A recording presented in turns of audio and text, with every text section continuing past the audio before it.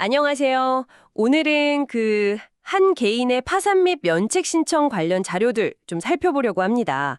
신청인이 직접 쓴 진술서하고 또 보유 부동산 목록 같은 것들이 있는데요. 이걸 보면서 한 사람이 어떻게 재정적으로 좀 어려움에 처하게 됐는지 그 과정을 좀 깊이 들여다보는 시간을 갖겠습니다. 당신의 시간을 아껴드릴 핵심만 뽑아서요.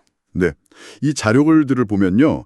그 한 개인의 어떤 선택이나 노력이 있었는데 이게 예상치 못한 외부 환경 변화, 특히 뭐 거시경제라든가 부동산 시장 변화 이런 것들이랑 맞물리면서 어떻게 결과가 달라지는지 좀 생생하게 볼 수 있거든요. 이게 단순히 그냥 한 사람의 실패담 뭐 이렇게만 볼 건 아니고 여러 요인이 좀 복잡하게 얽혀 있는 거죠. 네, 그렇죠. 자, 그럼 바로 한번 들어가 보죠. 신청인은 1985년생 남성분이시고 건강 문제 때문에 공익근무를 하셨고 대학은 중퇴하셨다고 해요. 그러다가 이제 부모님 중개업소에서 일을 좀 배우신 거죠, 실무를. 네, 중개업 경력을 좀 쌓으셨는데 네. 그러다가 2015년에 고양시에 본인 이름으로 공인중개사 사무소를 열었고요. 본인 사업을 시작하신 거네요. 그렇죠. 그러다가 2019년에 좀 큰 변화가 생깁니다. 이때군요. 네.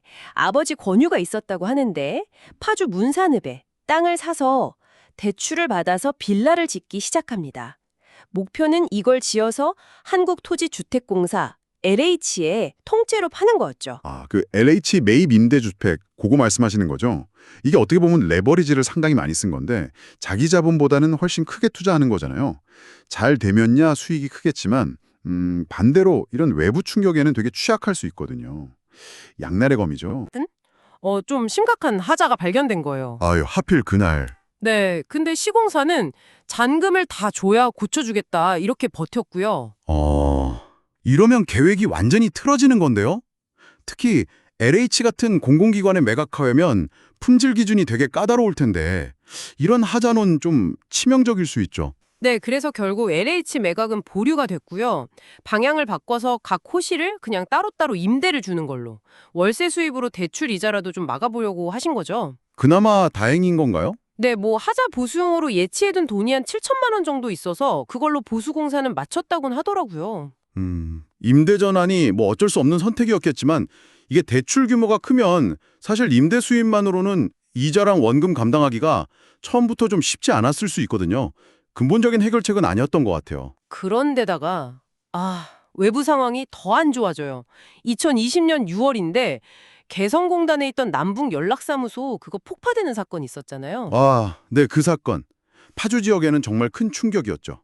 이게 단순히 파주 지역 문제만이 아니라 어떻게 보면 투자자들이 이 접경 지역 부동산에 있는 그 지정학적 리스크라는 걸 가격에 어떻게 반영해야 하는지 또 그 변동성이 얼마나 예측하기 어려운지 그걸 아주 그냥 극명하게 보여준 사례죠. 어쩌면 당신의 투자 포트폴리오에도 이런 예측 불가능한 변수가 있을 수 있다는 걸 좀 생각해보게 하고요. 그렇죠. 지역 경기가 완전히 얼어붙어 버렸고 네. 근데 설상가상으로 그때 시중금리까지 막 오르기 시작한 거예요. 금리 인상까지. 네. 그러니까 대출이자 부담이 이제 감당이 안 되는 거죠. 눈덩이처럼 불어나고 결국에는 임차인들 보증금 돌려주고 뭐 세금 내고 하려고 어머니 노후 자금까지 이렇게 쓰게 되셨다고 진술서에 적혀 있더라고요. 참 안타까운 상황인데 물론 이런 부동산 경기 침체나 금리 인상 같은 외부 요인이 크긴 했지만요. 어떻게 보면 처음 사업 구조 자체에 좀 위험성이 내포되어 있었다고 볼 수도 있을 것 같아요. LH 매각이라는 어떻게 보면 단 하나의 출구 전략에 너무 의존하면서 좀 과도한 대출을 일으킨 건 요즘처럼 불확실성이 높은 시대에는 좀 위험 부담이 큰 전략이었죠. 네. 결국 부동산 경기는 뭐 기대와 달리 계속 안 좋았고 또 가족들이 전부 부동산 관련 일을 하셔서 다른 어떤 돌파구를 찾기도 좀 어려웠다고 하고요.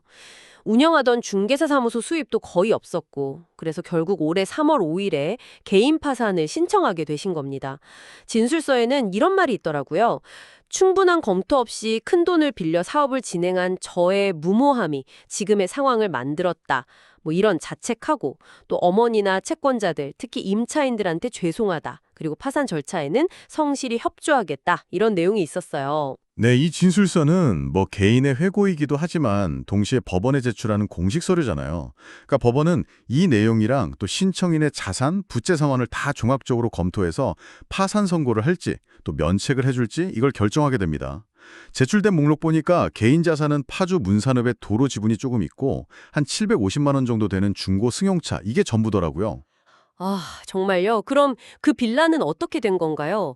더 복잡한 건 그 신탁회사에 맡겨진 문산읍 빌라들 같은데요. 네, 맞습니다. 그게 더 문제죠. 20개가 넘는 호실들이 있는데 이게 다 임차인들이 다르고 보증금이나 월세 조건도 다 제각각이고 또 비어있는 곳도 있고요. 게다가 각 호실마다 여러 새마을금고의 근저당권이라는 게 설정되어 있더라고요. 근저당권요? 그게 뭔가요? 아, 그건 쉽게 말하면 은행 같은 채권자가 돈을 빌려주면서 만약일 대비해서 그 부동산을 담보로 잡는 거예요. 나중에 돈을 못 갚으면 그 부동산 팔아서 다른 사람보다 먼저 돈을 받아갈 수 있는 권리죠. 여기 보니까 각 근저당권의 채권 최고액은 1,000만 원으로 되어 있고요. 이렇게 여러 금융기관의 권리가 복잡하게 얽혀 있다는 건 나중에 이걸 정리해서 채권자들한테 돈을 나눠줄 때 법적으로 되게 까다롭고 시간도 오래 걸릴 수 있다는 뜻입니다. 그냥 빚이 많다, 이거랑은 또 다른 문제죠. 아, 정말 복잡하네요. 네, 오늘은 한 개인의 파산 신청 서류를 통해서 사업 시작부터 위기, 그리고 현재 상황까지 그 과정을 좀 따라가 봤습니다. 정말 개인의 의지만으로는 어떻게 할 수 없는 그런 외부 환경 변화의 힘이 얼마나 큰지 다시 한번 느끼게 되네요. 맞아요. 특히 이렇게 큰 자본이랑 레버리지가 들어가는 부동산 투자는요, 시장 상황이나 금리, 정책 변화 같은 이런 거시적인 요인들에 대한 깊은 이해, 그리고 대비가 정말 필수적인 것 같습니다. 오늘 살펴본 이 사례를 보시면서 만약 당신이라면 어떤 다른 선택을 할 수 있었을까? 혹은 이런 복잡한 상황에서 최선의 법적, 재정적 해결책은 뭘까? 한 번쯤 생각해 보시는 건 어떨까요? 이런 고민들이 나중에 비슷한 상황을 이해하거나 또 예방하는 데 작은 도움이 될 수도 있을 겁니다.